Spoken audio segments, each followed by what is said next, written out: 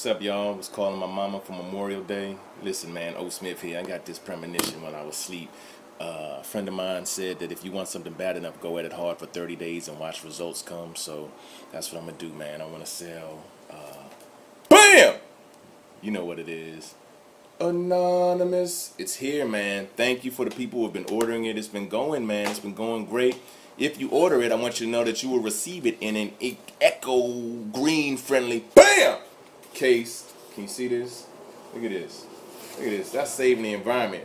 It smells like used trees. Look at that, man. That's how we do it. Or you can get a digital download. You know how Beyonce and them take over MTV when they got a new album coming out or a new release.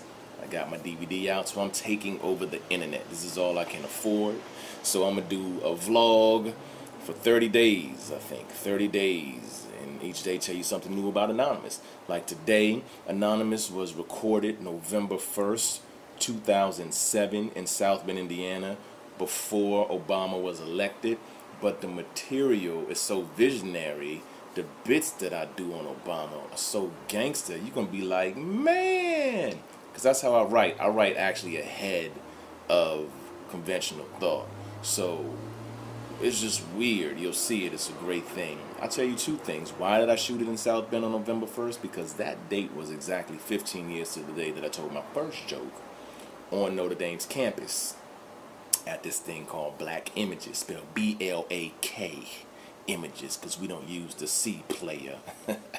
But I'm here, this vlog, I'm here to talk about my beloved Chris Brown joke. It's gone, it's retired, it's done data. Karma is a bitch. I did this back in February. I wrote this joke when the Chris Brown stuff popped off, and it was so funny.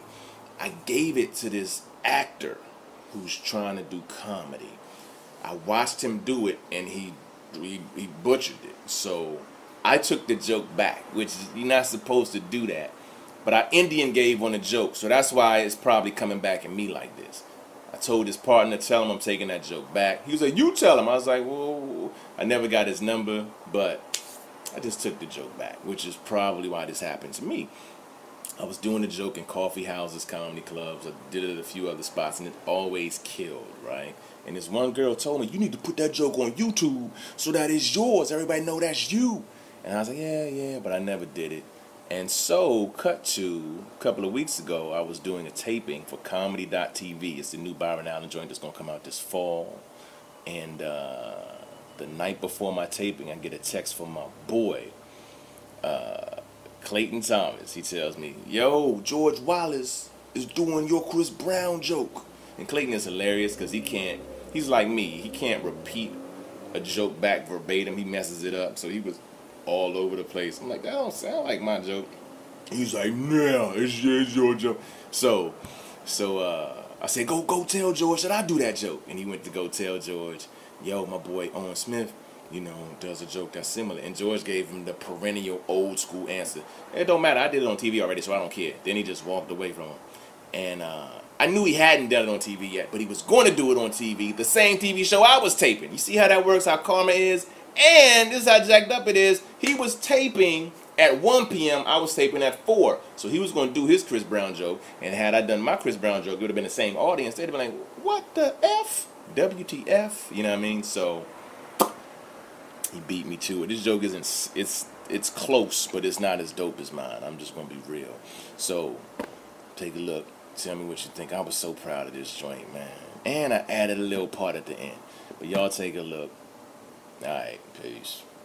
Being president after Bush is a lot like the next guy who dates Rihanna after Chris Brown. You can ooh if you want, right? That dude gonna have it rough, You think Chris Brown gonna come back? I hope so, But if he releases another album and it's a success, can he call it a hit? And there's something going on with that Brown thing, man. Think about it. You got Jim Brown, James Brown, Bobby Brown, Nino Brown, Chris Brown. Ladies, when you gonna learn to leave these Brown boys alone? I wouldn't be surprised if Charlie Brown was smacking Lucy up when the cameras went off. Now Tyler Perry got a show called Meet the Browns. I'm like, slow down.